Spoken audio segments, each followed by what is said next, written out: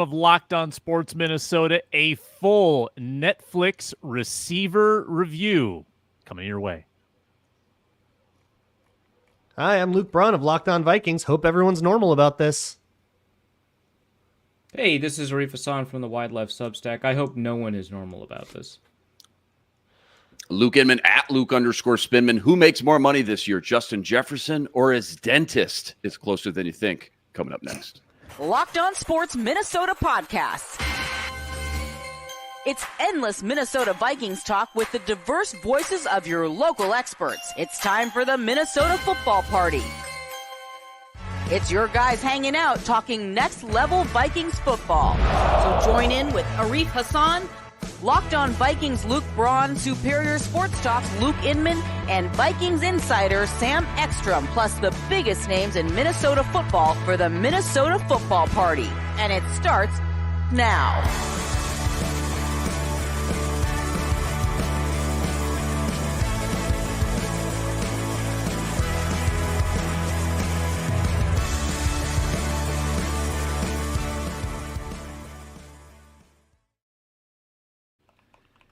Welcome into the Minnesota Football Party on Locked On Sports Minnesota, part of the Locked On Podcast Network, your team every day. Thanks for making us your first listen today. For your second listen, check out Locked On Vikings with Luke Braun, wherever you get your podcast. We're so glad you've joined us today, whether it's YouTube on demand, whether it is on the podcast. We really, really value those that tune in to the Minnesota Football Party, which airs live Mondays and Thursdays. Hand us a subscription. We'd appreciate that. On today's show, receiver dropped on Wednesday. Luke Braun's consumed it all. I've consumed the Jefferson parts. Arif's working his way through. Spinman's working his way through. We're going to give you the hot takes on Justin Jefferson on Netflix. Also, Marshon Lattimore to the Vikings. We actually asked Ross Jackson of Locked On Saints about that rumor, and he weighs in.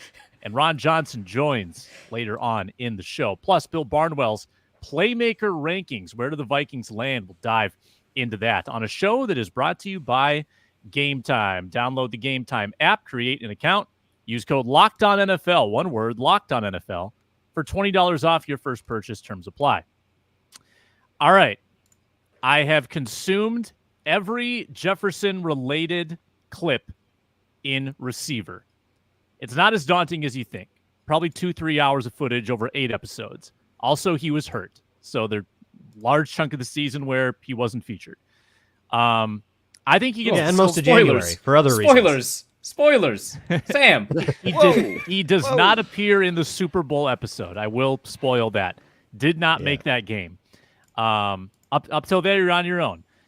But I think he gets the silver medal for the season. I think George Kittle wins. I think Justin Jefferson gets second, even in an injury-prone losing season for the Vikings. That's my initial take. Luke Braun seen the whole thing. Where are you at with that? My silver medal goes to Amon-Ra St. Brown's dad. Encouraging his children to drink Coke more than water. Okay, that was funny. Yeah, that seeped into my brain. And he expected pushback on that too, and so he was like, "You try it when you're tired." It's like, you have a Coke. It's like, there's caffeine in it. Of course that'll help. What? I'm good. What's a worse habit? A Coke habit? Okay, I should clarify. Coke, no. Let's go with soda. What's a worse habit? Coke, soda, or Coca-Cola, candy that Justin Jefferson consumes morning and night. I think it's uncontroversial to say that a Coke habit is the most damaging habit out of the habits that you named, Sam. The candy stash is incredible, by the way. It's deep. It's layers deep, man. We got jars. We got like that cupboard is filled drawers. Like to the back. Yeah, this just in. Justin Jefferson. And we didn't get to see it. He was like, "That's too much work." It's too. Yeah, he was like, "You've seen too much already." It was like he had revealed his own secrets. Self-conscious. Yeah, he started to get self-conscious. Absolutely iconic shot of him turning around with a gigantic bag of Sour Patch Kids. Like, you gotta have the Sour Patch. I love how he hired a private chef just to justify eating a bunch of candy afterwards later, just to justify. Honestly, that's so real. Funny. This just in: Justin Jefferson questionable for this year's Halloween game with a toothache. I wonder why. Okay, here we go. It's coming. It's coming. Just watch. Yeah, had there been a contract holdout this training camp and there was like a tooth infection akin to the ear infection, I would have believed it. Would have been a whole thing. That would have explained it. I think his mom, though, who, by the way, wins most adorable award of any parent. Oh, she was great. Oh, my gosh. Buying the candy for Justin's friends to enjoy when they come visit, just the most innocent ever. That was for his friends, not for him. He comes off as a competitor, right? Like, he's frustrated for a lot of the year, but it doesn't really have anything to do with what we all thought, what some of y'all thought, which was that he would be like pissy about the contract all year. Not really. There's like one moment where like banters with Kevin O'Connell about it, and then he's frustrated because he's hurt and because they're losing, which everybody's frustrated about that. I really appreciated just how clearly like group oriented he is. Either it's like, he obviously wants the Vikings to win, but like when they, show the shots of his family, first of all, he's like always around his family, which is really cool. Yeah. But also he was like very genuine about like, hey, my brothers didn't make it into the NFL. And so like my success is going to be their success. And so I'm doing it for them. And I thought that was like really cool. No, that story, that part of that story is awesome. How about his dad channeling every single dad and exaggerating his former athletic achievements? Yeah, my dad said he used to have a 40-inch vert. I don't know about that. But show him just with a big smile, just nodding. Yeah. The dad. It's fun when he's playing, and that's kind of like the only personality trait. Is if he is playing football, he's having fun, and if he's not playing football, he's not having fun. Like that's his whole wiring. It's like an if else, and that's it. I thought most compelling or like mic'd up audio, either in a game or right after it. KOC lighting the team up after Philly. Yes, outstanding. Yes, because we haven't seen that. That's our first taste of angry. Dad's home. He's angry. KOC behind the scenes. Jesus, oh my God, Luke. Well, hey, we haven't seen that side of him yet. All right. I think does that rank in the top 20 of Mike Zimmer meltdowns? I feel like this is nothing. When I saw that, I was like, "That's cute." I mean, that's Mike Zimmer after a win. After a win. But like we're always adjusting our reactions to the context in which they're produced, right? And so you didn't fall out of a coconut tree. That's true. Yeah, you didn't fall out of a coconut tree. So I'm glad you picked that up. So seeing KOC do that was like interesting and unique. Like as if Mike Zimmer praised the team after a loss, you'd be like, I wonder what that's about. What's going on here? Yeah. So I think that was pretty cool. I will say I didn't love how they introduced Jefferson. And maybe it's just like me and only me, but I will explain like my reaction, which is that I don't think people who are unfamiliar with the NFL, which I don't imagine that's going to be a large part of the viewing audience, but let's say, hey, my significant other's really into football. Here's like a really kind of made for that way. Audience to be able to, right? Like you don't have to understand jargon, right? Exactly. And my issue is they didn't do enough to explain to you how good Jefferson is, especially at the beginning. Thank you, Mike the Vike. Golf club. We've been working on the audio. So Jefferson doesn't show up until the second episode. The second episode is just him and Devontae Adams. And they do a fairly decent montage explaining that Devontae Adams might be the best receiver in football. Not true, but 2-3 years ago, yeah, sure. And then they don't actually do that for Jefferson. There's like one or two moments in that episode where they kind of suggest he is. They mention the yardage record over the first 3 years of his career. But it's really important, I think, to know that he is the best. Not close, especially of the receivers isolated in the show. And I understand from a showmaking perspective, separating him from the other receivers and not treating them all as elite might artistically be a little bit odd. But they don't do that. And then they go right into the Philly game where he's got the touchback turnover. And I didn't love that being the introduction to Jefferson. To portraying him. Right.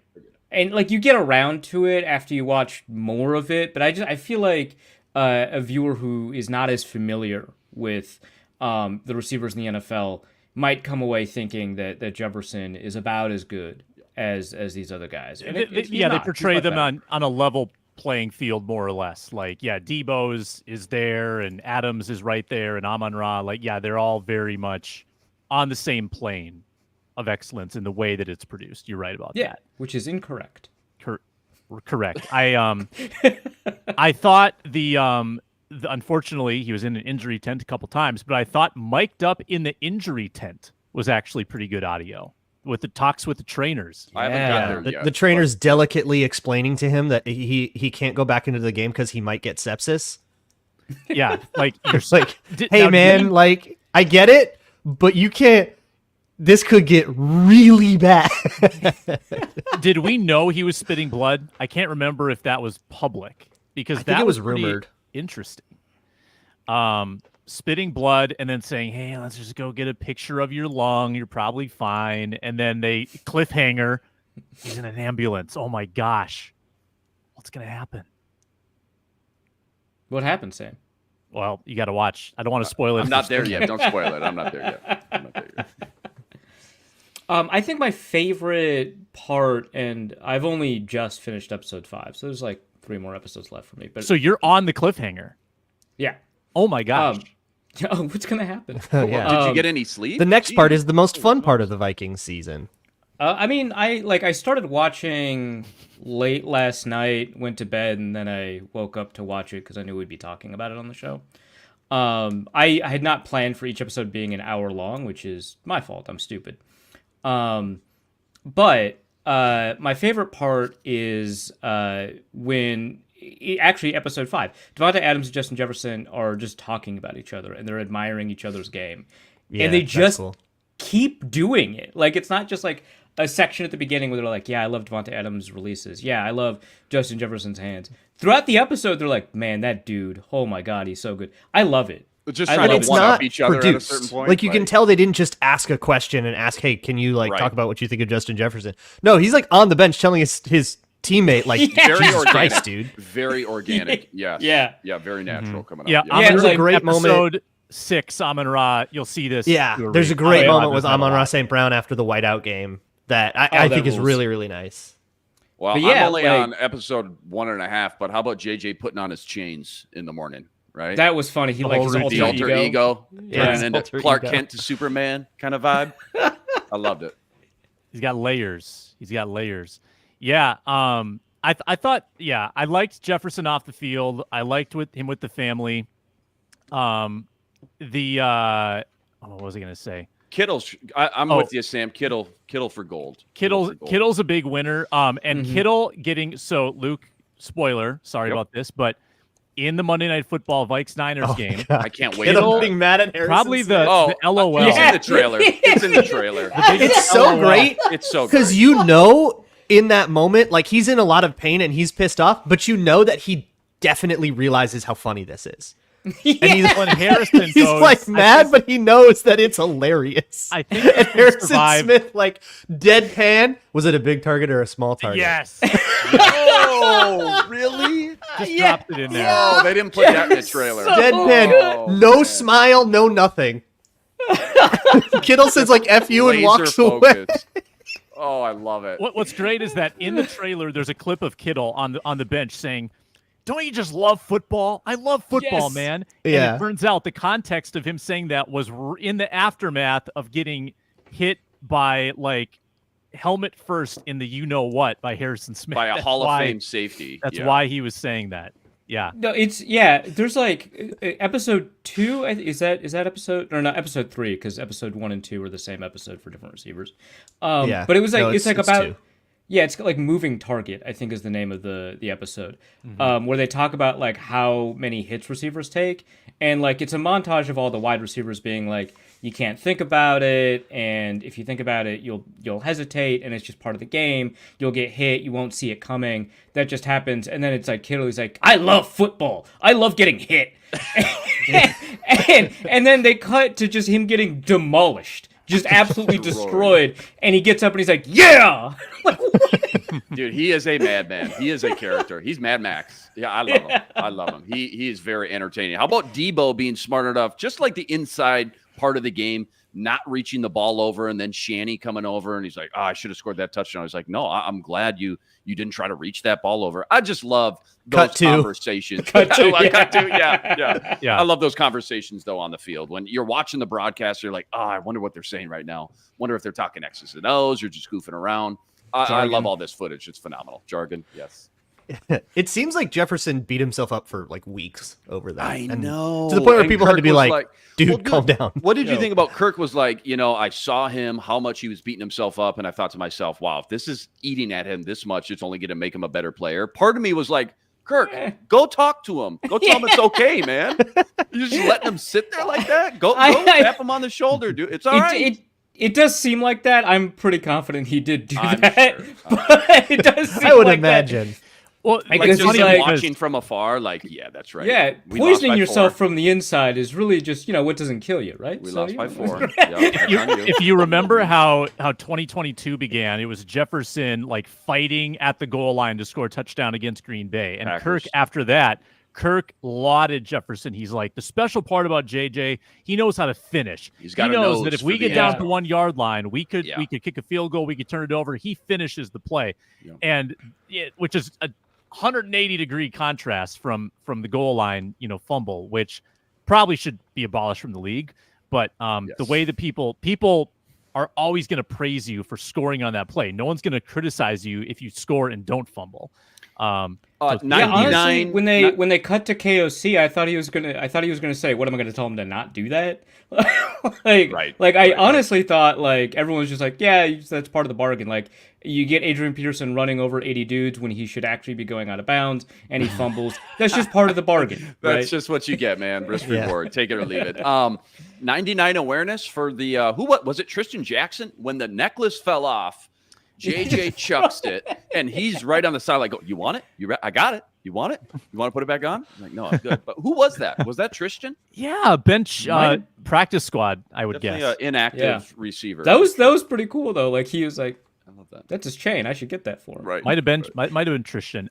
Things I didn't see that I wanted to see. I think I wanted a little more montage of Jefferson reacting to bad things happening because there was so much bad stuff that happened. The turnovers were a big theme. They touched on it, but I would have loved to see him reacting to like the pick at the end of the Chargers game, all the turnovers that led up to his fumble in the Eagles game, and just see how he responds to that. I think that would have been a quick, but it also montage. That'd be more of a it also visually would have lightened the load in terms of Jefferson blame for the Eagles game because it was like 4 turnovers, right? Yeah, it's like 4-1 was the Yeah. turnover ratio. Yeah. And Kevin O'Connell is like just tearing into the team about taking care of the ball, but the only turnover that we saw and dwell on is JJ's, and it seems like he's yelling at Jefferson, and he's not. He's yelling at the team, right? And so I think the real from ones an know.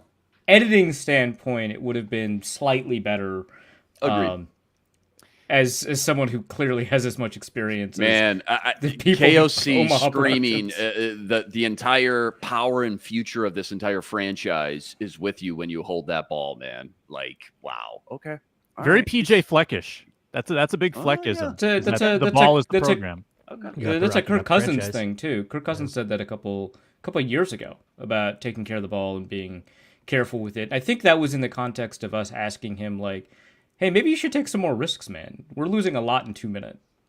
All right. Like a lot. And he's like, you got to take care of the ball. And so it was frustrating when he said it because it's like, yeah, the future of the organization. But if you don't score, it kind of doesn't matter, right, guy? Right. No, but the future of the organization, you don't get it. The future, though. Okay. All right. Still, I'll reiterate this for the 10th time. It's still wild. Justin Jefferson finished a game where the team won exactly one time last year. Wow. The Panthers game. Wow. One time. Also, person most likely Might get to 3 be- this year. That was a close game, too. Yeah. Person most perturbed at their portrayal, Josh Dobbs got zero love for his run. I mean, Josh Dobbs was like lumped in as one of the randos Just who a quarterback. who Justin I mean, Jefferson had the misfortune Jefferson of having to catch played balls a from. quarter with Josh Dobbs, and it landed him in the hospital. So I don't know if going into more detail about their relationship together would be great for Dobbs. I think Dobbs might be good to skip over that part. Yeah, cut that part out of the final cut. Cut that part out, will you? Amon-Ra throwing shade, and I think you probably haven't gotten there, Reef. Luke, Braun, you remember this? Amon-Ra throwing shade at Mullins. Oh, Remember that? no, I didn't see that. Oh, that's exciting. Ooh. In the whiteout game? Whiteout game, he's like, this QB, like, we're gonna pick it. He's gonna throw that bleep up. Oh, yeah. Like, we're going to pick it. Well, that was a decent prediction. You could have said that at any point during the game. Yeah. You could have just thrown that out on any play and probably be right. Oh, actually, speaking of in-game predictions, and I don't know if this was actually an editing trick and whether or not Jefferson was actually predicting, but he's calling out the routes, and from the way the editing looks, it looks like he is predicting the route that Devontae Adams is about to run. No chance. And then they cut to Devontae Adams when he's running saying the route. dagger. Because Yeah. dagger, the Vikings saw a ton of dagger all year long. Like, dagger is just a way to beat a lot of the Flores stuff. So I feel like, that. But then they cut to not dagger. Okay, yeah, that was just an out. But Yeah. but It was like a crosser. It wasn't even. It was not. There was no part of that was dagger. But like, I don't really expect like documentarians to understand. Right, but like that. he's That's like, okay. he called out like the slant, and he called out like a couple of other routes, and they cut to it, and it was fun. I don't know. It was just like it was probably a lie the way that they pasted it all together, but I very much like enjoyed visually what that looked like. The fun lie. Yeah. Was there any other liberal editing that was just like wonky that you can remember? Probably. I mean, like, yeah, the games they did and didn't choose to see. Like, to your point about like bad things, like you don't see anything from the Packers game, the last Packers game, which was really when the season went out. Like, that was when you went from we've got a chance here to okay, this is now like by halftime we are now in meaningless football. Let's look ahead to 2024. So, and you didn't really see anything on that game, and instead they kind of just fast forwarded to the next Vikings-Lions game. And that was more about Amon-Ra St. Brown at that point. And then you kind of like quickly said, oh yeah, and the Viking season's over. Okay, anyways. But I think like at the end, and this happened with quarterback too, it kind of just becomes a highlight show. Yeah. Which is my critique. Yeah. I think it's fine. It's a season recap show. But like it feels like they always get the real stories out, the really like engaging parts in the first 4 to 5 episodes, and then by the end it's like, and then here's who made the playoffs and here's what happened in the playoffs. The championship games and the Super Bowl are already so well documented, so well mic'd up. NFL Films probably releases like the teams and the NFL release that stuff anyway. So what we see that's new is pretty rare. I thought like Kittle dealing with his shoulder in that game and going to the locker room like during overtime was pretty good. But it turns into just a lot of mic'd up in the family luxury suite, right? Yeah. Like that's the very only original like stuff. Late stage Hard Knocks. Oh, it's a good callback. Yeah. Let's pause. We are expecting Ron Johnson at some point. Before he, as we wait for him, though, we can touch on the Marshon Lattimore rumors with a word from Ross Jackson of Locked On Saints. That's coming up on the Minnesota Football Party. This show is brought to you by Gametime, an authorized ticket marketplace of Major League Baseball, which makes getting tickets faster and easier. Prices on the Gametime app actually go down the closer you get to first pitch. Twins aren't back in town for 9 more days, but when they are back, you can get in the door for $53 and see a playoff team. Brooks Lee, maybe Royce Lewis, Byron Buxton, Carlos Correa playing great baseball right now. You could get in with a zone deal where you choose a section, Gametime chooses the seats. A flash deal, which is exclusive in-app on select seats ahead of the game. Save up to 60%, whether it's sports, concerts, comedy, theater, works as well. Lowest price guarantee, panoramic views from your seat, all-in prices, no hidden fees. Take the guesswork out of buying MLB tickets. With Gametime, download the Gametime app, create an account, use code LOCKEDONNFL for $20 off your first purchase. Terms apply. Again, create an account, redeem code LOCKEDONNFL for $20 off. Download Gametime today. Last-minute tickets, lowest price guaranteed.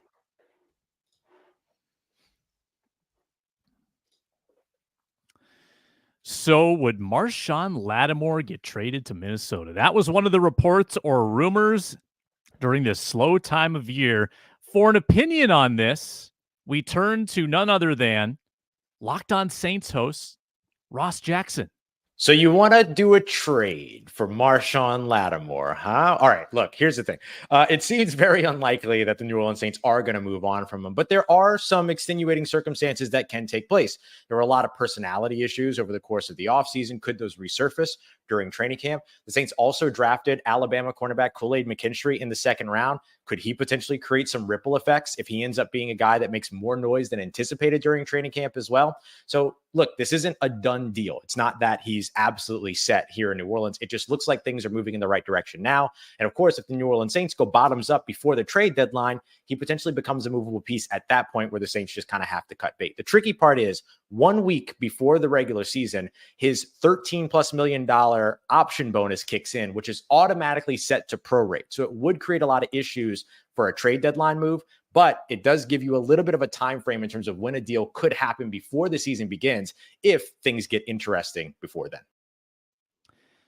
All right, that's Ross Jackson weighing in. Let's bring in another RJ to help us talk about it. Ron Johnson, I'm sure you logged in, Ron, and we're like, what the heck is going on? So the rumor is that the Vikings would be interested in acquiring Marshon Lattimore from the Saints. We had Locked On Saints host Ross Jackson give us his perspective from New Orleans. He thinks it would be more of a deadline thing, but Ron will give you the first crack at it. Marshon Lattimore to the Vikings, who at this moment they've got Shaq Griffin, Byron Murphy, Caleb Evans, Mekhi Blackman, their top 4 corners. Do you think another corner would be useful like Marshon Lattimore? Well, again, in Brian Flores' defense, I think, you can never be short on cornerbacks. It depends on what he feels like. I mean, we all know that Kyrie Jackson was drafted. He probably was going to be a piece, not a starter right out the gate, but a piece to this defense, a guy that can come in and get some time. I don't know if Marshon Lattimore wants to be a role player, and that it depends on what they're looking for. But I could see it. If he's out there, nobody signed him, and the Vikings are like, look, we need a corner. He's willing to take a low deal. He knows the Vikings within the next year or two are potential contenders, looking at Justin Jefferson and then possibly J.J. McCarthy becoming the quarterback next year, Sam Darnold leading them this year. Maybe this fits with this defense as well as the way they play. I could see that. And maybe Marshon Lattimore is like, look, I can do corner. I can do a little safety like Charles Woodson towards the end of his career. And he's willing to be, another piece to that. I can put you in the nickel at safety. I can put you down in the nickel at corner. I can put you on the back end, and I can also put you outside if I move Byron Murphy into the slot. Maybe he's willing to do that. But I don't know if it's like, hey, we're going to offer him the max amount that we think he's worth. I think this is going to come down to, is he still out there and do we have the money to pay him? Yeah, and financially, I think they do have the money. Like, I think that they've got so much cap space, they could make it work. And the reason why I'd be intrigued is because they've been operating with Band-Aids at corner for so often, whether it's short-term deals. True. 1-2 years max with Byron Murphy. And after this year, Griffin's a free agent. Murphy's a free agent. What's another reclamation project? Surely that'll fix it. But I think, okay, but Luke, someone you've been critical of Shaq Griffin. I mean, this is a higher level acquisition than a Shaq Griffin. Like, wouldn't you rather have Marshon Lattimore in that spot and Shaq Griffin not as a starter? Ron, if he's not like turbo washed, I don't actually know how Marshon Lattimore's been doing lately, so I don't know. I would have to actually have an opinion on Marshon Lattimore right now. Fair but enough. I don't know. We'll see just how strongly they feel on Shaq Griffin as a starter, because they might be satisfied with that, even though that's not like names that we feel good about. Yeah. Well, I mean, Inman, this would be the use of that cap space you've been asking about, because Lattimore is not cheap. He's got $14 million against the cap this year, and it's kind of it's a very Saintsy deal. They operate differently in New Orleans, so it's kind of it's strangely structured. But anyway, I was just saying, usually, right, when we're in the middle of summer, right, and a big fun name gets flung out, usually, you're right, Sam, the Vikings are in no position from a cap perspective to even entertain these rumors. So this year, finally, they are. So I'm with Luke. I don't know. I still have the perception that Lattimore's a decent cover corner. I mean, it wasn't long ago he was considered, in that top tier, kind of the leave him out on an island type of guy. Sounds like he's not in that tier anymore, but is he still serviceable? You can never have enough good cover. But this is what I will say, though. He might be in that tier because if you think about the injury, 2022 injured, he's out. 2023 ankle. I think he misses the last 7 games of the season or something like that. Lacerated kidney is not a body thing where it's like ankle, hand, wrist, ACL. It's like Justin Jefferson spitting blood on Netflix. Like it's one of those. It's an internal injury, like JJ said. Like what's the outcome of this? Lacerated kidney? Yeah, you're out. We got to get that fixed because that's the one thing. But it's not a arm, ankle, hand, fingers, hip, shoulders, nothing that stops him from being a great corner. And then with the ankle, that's just an ankle that, again, not if it's not like completely broken or ligaments are messed up or there's bone damage and he's just ready to come back. He's missed a lot of time, which means his body is actually probably in pretty good shape. He hasn't taken a lot of hits the last 2 years or had to, make a lot of hits the last 2 years. And so he's saying he's in great shape. He said he feels good. Could he get back to that irritant? Because he was an irritant, if you remember him. Like he was a guy that Adam Thielen didn't like dealing with, that, he would make comments about them. We all know Sean Payton was a jerk. So, I mean, he has that agitator villain to him. And so I don't know. I again, if the money is there, I'm for it. I am for that. The money is there because, again, this was a guy that you had to kind of figure out, make sure, like, you can't just throw the ball in his direction and think he's not going to make a play or pick it off. But again, that was that was 2021. We're talking about 2020. Like, this is a guy that the last 2022, 2023, we haven't seen anything. But again, he's only 28, so that might not be a bad idea. Yeah, I'm always curious about this sort of thing. The thing that concerns me is that there seems to be a history of, in particular, hamstring issues, which I think might also lead to the ankle issues. He had an hamstring injury in college, just tore off, and then he had the other hamstring get injured right after that, and then he's had persistent hamstring injuries throughout his career. He's also had ankle injuries in both ankles, so I'm always really concerned about that. But my general perception is that his best year was his rookie year. He's been good since then, but I feel like a lot of our understanding of how good he is has been built off of his early career. What do you do with a player like that that's never really been bad, but has, I guess, peaked really, really early in his career? Do you just say, hey, that was probably an anomaly, or like as a team trading for that player or thinking about trading for that player, you think, hey, we can untap what made him really good 7 years ago? So again, it's the scheme. I like every time, like, again, I'm not a DB, but I know like receivers, it's always the scheme. When you think about some receivers feeling like, like Amon-Ra St. Brown, like, he talked about the 16 receivers drafted before him. Look at the teams they went to.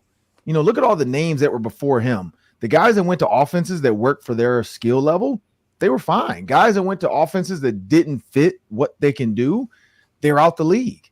And I think that's the same thing with corners. Like, if you go to a team and they're willing to let you, like Xavier Rhodes, his best years were with Mike Zimmer because of how Mike Zimmer allowed him to be him. You go to another team that's asking you to do other stuff, it's not as easy as you think it is. And he mentioned it. Like, the grass isn't always greener. Like, you don't realize how much freedom you have or how much ability you have until you have to go somewhere else. Like, that's why I think like a guy like Josh Metellus, he probably realizes, like, man, this Brian Flores defense is going to make me great. I don't know if another team's going to let me do what I'm doing now. And again, I don't know what Flores could do with a guy like Lattimore, but I'm pretty sure like he's a mad scientist. I mean, because we've tied a bunch of names to him with the Miami Dolphins, and he might bring them here to be a part of his Xavier Howard, so on and so forth. So, maybe he sees something in Marshon Lattimore like earlier in his career that maybe he can unlock that, the Saints haven't been able to do the last couple. Ron, we were joking about JJ eating all that candy earlier. I'm just curious. How much do you think has changed? And not just football, but really all sports too, like the past decade or two, about athletes and their diets. Like, how strict were you and your teammates when you guys played? And how much have you seen kind of that realm, that world change, I guess, over the years? Nothing's changed. Guys always had chefs. Guys always had people cooking for them. That goes way back to, you know, you can go back to Randy Moss, Chris Carter. You can go before that probably. Guys have always had chefs and paid attention to their diet. But then you always have the anomaly guys like Chad Ochocinco. Right. Like, dude Right. eats McDonald's and candy. I mean, Debo or DK Metcalf, you know, he said he eats Skittles, a bag of Skittles in the morning, a bag of Skittles at night. He'll have a coffee in the middle of the day. Like, some people are just genetically gifted. I mean, there's a reason why some writer figured out, let me create mutants and make them superheroes in my movies, because there's this gene that something, these guys are special. And I don't know if you guys have seen Supercell. It's the new like superhero / show on Netflix. And it has something like that, where there's a gene that one of the parents carries, gives it to the kid. These kids have superpowers. And then, you know, it's only released 6 episodes. I'm already dialed in. I can't wait for the next release. But when you think about that, like JJ, DK, Ocho, like those are guys that can do that crap. They can eat Snickers and I mean, what's his name? Marshawn Lynch ate Skittles during games. Yeah. Amara St. Brown's dad saying drink a Coke at halftime. Like, you know. Well, Anthony Edwards, I know, took a lot of heat for eating that McDonald's diet his rookie year, his first couple Some of years. people can just now. Alvin Kamara, Airheads on the sideline of the Minneapolis Miracle. But Anthony Edwards, though, his body didn't take to it the way Ocho's did or DK. Like people were saying because he looked like he was tired, or a little bit like bigger, and like James Harden. No, you can't do that, buddy. We saw what you look like if you don't have a good diet. But yeah, like it's been like that though. But JJ, you know, the fact that he has a chef, he has all that stuff there, you know, cooking for him. He's eating the right stuff. He's just a guy that loves candy. I hope he brushes his teeth, because that's the thing. Like, you got to floss and brush. We've been your talking teeth. about that. Who cares about the body? Like, your teeth. Like, when you older, you smile. You don't want to be out there. Like, I don't care how much money you got. You're going to have to get fake teeth. You don't want to do that. Don't eat with the grills on either. You got to be gross. careful with the grills. Yeah. Ron, for the first time in 10 years, a new NCAA college football game is coming out. Will you be creating yourself and putting yourself on the go? I don't even have a game system. Like, I still have an Xbox 360, the white one Fantastic. with the red ring of death. I got a Sega Genesis from like the 90s, still shrink wrapped somewhere in my house. I don't know where exactly. It's in a box somewhere. I haven't played a video game. I mean, I'll play every once in a while with my kids, because they have the Nintendo Switch. But yeah, I haven't touched a video game. My kids are too busy. My life is too busy to sit up and spend hours. And I used to be addicted to college football. I remember, now that I know who he is, this had to be Cam Newton's freshman year in college. So this would have been like, I don't know, 08, 07. I don't know if somebody can look that up, what his freshman year in college would have Sounds been. about right. Very close. Yeah. Came out in 2011, so yeah. 2011 was his draft? Yeah. Yep, yeah. So like final 07, year's 2010 08, to 07, I was playing college football. Cam Newton was the black kid on Florida's team. I think he wore like number 13. Tim Tebow, I played the whole season, got Tim Tebow out of there. Like, I played like 3 seasons with Tebow. I think Chris Leach was the quarterback for one of my seasons. Then Tebow took over. And then I had this black kid out of Florida, 6'5". He ended up being like an absolute beast. Put him in the league. I played 10 seasons on Dynasty with college football. I was addicted. I literally would go to work, come home. We didn't have kids yet. I would play. We had just gotten married, which probably wasn't great on my marriage, but I would play till 4 or 5 in the morning. Like, my wife would be waking up to go work out, and I was still sitting in the living room in the chair playing the game. And I'll never forget it. That moment, I remember her getting up to work out, and I was sitting there just playing the game. I was like, yeah, this ain't gonna last. I can't do this. And so I don't see the problem. I don't see why she would be upset with that. I slowly weaned myself off of the game, and haven't looked back since. Like, I'll probably pick it up. Like, if somebody, you know, if we're doing a football thing this summer, if Vikings training camp and Xbox or PlayStation want to give me a console to play with the guys, because I know the Vikings now have a series with Gabe Henderson where he plays video games with the guys and interviews them. If I can get, you know, Sony or whoever to get me a system, I'll play the game, but I'm not going to be addicted anymore. I can't go there. But yeah, no, I am looking forward to watching guys play it. A follow-up then, would you like me to make you in my version of the game and put you on the Gophers? Yes, feel free. Feel free to put me on the Gophers. I'm 6'3", probably 225. But I remember in 2001, I think, or 98 speed. Dude, 98 speed, nah, 99 nah, awareness. Like if somebody Yeah, can no. find the 90, like the 99 2000 game college football back then, EA Sports college football. I know I was on there. I was number 3 from Minnesota. I think my overall was pretty good, but my speed was like an 80 something. I think that's about right. Like I ran a 4.5. Like I'm not looking for 90s. Like I'm an 87, 88, probably 86. Like I'm, my strength was high. My height was 6'3". My weight was big, but it said I was from Detroit, Michigan. We just weren't getting paid. And we never got paid because the suit wasn't for 2002, 2001 kids. But yeah, no, I remember being on that game. So yeah, feel free to create me. I don't need super stats. Just make sure my hands are solid. As long as my hands are solid. It won't matter. I'm putting you on the Gophers. They won't pass. And slide me into the slot. Like I love to shift over to the slot. Okay. Like, Oh yeah, so it slot. will matter because 6'3" he'll be slot. blocking. Yeah. Oh, true. Yeah. Exactly. There you go. Give him the supercell genes. Darius Taylor, 2,000 yards coming up with that lead boy. blocker. Oh boy. Last one, Ron. It sounds like you've digested quite a bit of Receiver on Netflix. Watched You it all talked in about 2 it. days. Oh, beautiful. All right. You binged done. it. I What's binged your it. biggest takeaway? It gets a little boring. It does. I think they could have had more cuts to different receivers. Like they tried to make each episode like mainly like 2 guys, and it got a little bit boring in there. My other takeaway was everybody got hurt, literally. And George Kittle, I mean, he didn't miss any time, but he got hit in the penis. For those that watched it, like that might have been the worst injury. And it was funny, like Harrison Smith was trying to make a joke with him, and George Kittle didn't get it. He was like, "Was it a big target or a small target?" He was like, "Man, you hit me right on the head. Like, man, like that hurt. You're a deep, you know." Like, I don't think he missed the whole Harrison Smith trying to joke with him. Great joke, by But the way. Great joke. like Debo got hurt, Justin got hurt, Devontae got hurt, Amara got hurt. Like it's the Madden curse. And I know I've tweeted that, and people aren't understanding where I'm coming from. But that's like these other position guys are gonna look at that and be like, wait a minute, like They're gonna is get this just a superstitious curse? about it. Maybe like is this a curse, like the Madden cover curse? Because remember Madden, nobody wanted to be on it, and then all of a sudden they had to put like multiple people on it. Because they're like they can't find one cover guy, so like we'll give it to 2 different people. And I think both guys got Surely hurt the when they curse did it that way. can't kill 5 of us. Fitzgerald and Palomalu. Yeah, and then they were like, oh, It's like a Final Destination, but for the Madden curse. Yeah. Well, the funniest is when, like in 2003 or 4, I can't remember which one. The year Ray was on it. I was with the Ravens, 05. and was it 05? I think so. Yeah, so it'd have been 04 training camp. Yep. So 04 training camp because he was the 05 game or whatever. We're in there, Ray's on the cover, and everybody's like, "Oh, there's no way a defensive guy gets hurt." Because we all got the game. I remember we got we all got paid too, which was cool. Like each of the Ravens, because of how much access EA Sports had to us, we all got like close to 20 grand, I think, just for them like showing up. That's cool. But Ray Lewis, we were like, "There's no way a defensive guy gets hurt." Because I think Vic was like the year before that. I can't remember who was before that, and they all kept getting hurt. And then Ray hurts his shoulder hitting Eddie George. We're like, oh, this really might be a curse. Like, that's when I remember that. And then I think after that, a lot of guys started declining. Like, oh, I'm good, man. Just put me in the game. I don't want to be the cover guy.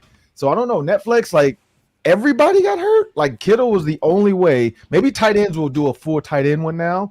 But Kittle was the only one that made it the entire season without a serious. Like, Amara got hand, foot, and mouth. Like, how do you get That's that crazy. Insane. That's I had no idea. Yeah. That was nuts. Like at that age, though, like what are you doing? How did you get that? Yeah, it's a 19th century disease. Like, how did that happen? That's wild. I think Ron's frozen also. Perfect. That was going to be the last reaction image. question. What Ron, an you're outro. frozen. We are going to say goodbye. Ron Johnson Show on to a very candid pose, too, with the freeze. Sorry, Ron. If you can hear us, we love you. Okay, if you could repeat, actually, let's pause briefly, and then I'll ask, what season do you want next? And it could be quarterback again, could be receiver again, but what do you want next year? We'll talk about that on the other side.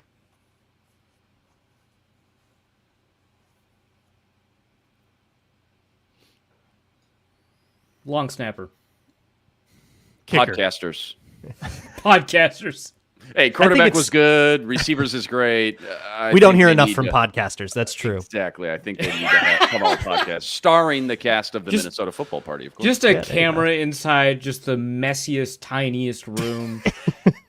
It says What is 12 cropped out of this would make my mother weep. Yeah, it says 12:03 p.m. The guy wakes up. Yeah. Oh man, I missed 9 to noon. I missed PA. Oh, catch comedy though. All right. Did Braun? Did you listen for us because they have the commentators kind of giving the narrative over top of the show? I heard Ben Gessling. I heard Kevin Seifert in a presser. I heard Mike Mussman on the pregame show. Yep. Yeah, I heard a little bit of that. I think if a Minnesota media member was featured in the Justin Jefferson part, it was highly likely to not be good.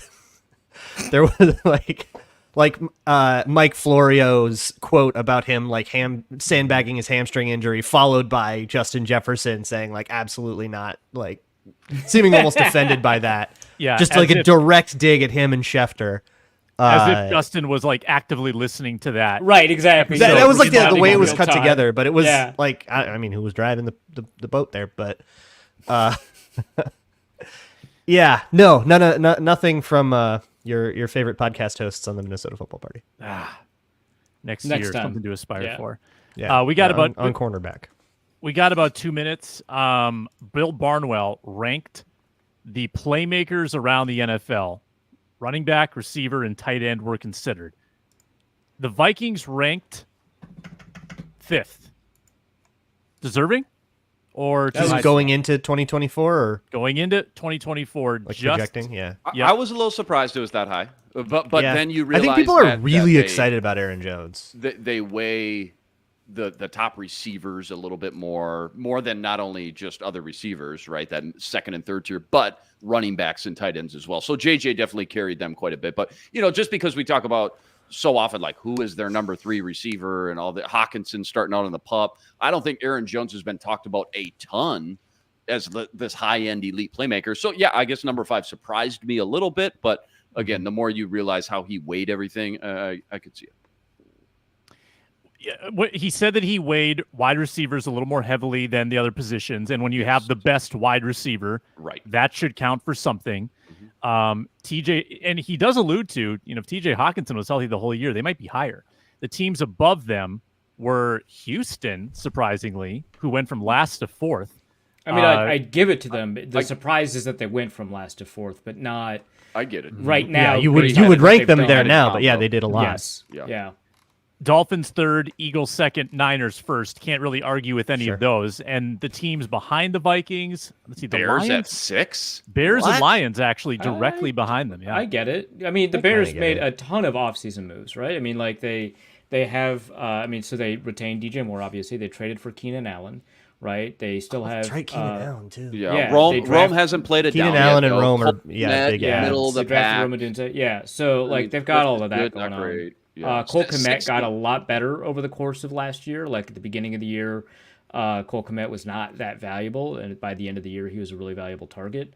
And they've also got they added DeAndre Swift, right? So I get why the Bears are where they are. Cleveland at 20 seemed extremely high. Nick Chubb, we don't know if he's ever going to be the same guy. Amari Cooper, I love the guy, but then what? Jerry Jeudy, Elijah Moore. Njoku's a top 10 tight end, but 20, that felt a little high. Stefanski, I don't know. I actually probably would have ranked him above the Titans, who were 19th. I don't like this Titans group at all. Hopkins is 32. They just grabbed Calvin Ridley. Tyler Boyd. Well, Keenan Allen's 32, but you were fine with them being at 6. Ooh, good clapback. Yeah, but Keenan Allen has produced more recently than DeAndre Hopkins, so I'm comfortable with that. Hopkins has not been all that great. I think he just had 1,000-yard season, so I get it. But you watch him, it's not there. But yeah, they just it's like Treylon Burks, the Titans. Yeah. Saw them last year in joint practices. Debate. They were not strong last year either with Derrick Henry. That we'll wrap it there. Good show today, fellas. Luke, Arif, I'm Sam, Ron Johnson as well. We appreciate you watching and listening. Please subscribe. Please listen to the Minnesota Football Party on the Locked On Podcast Network.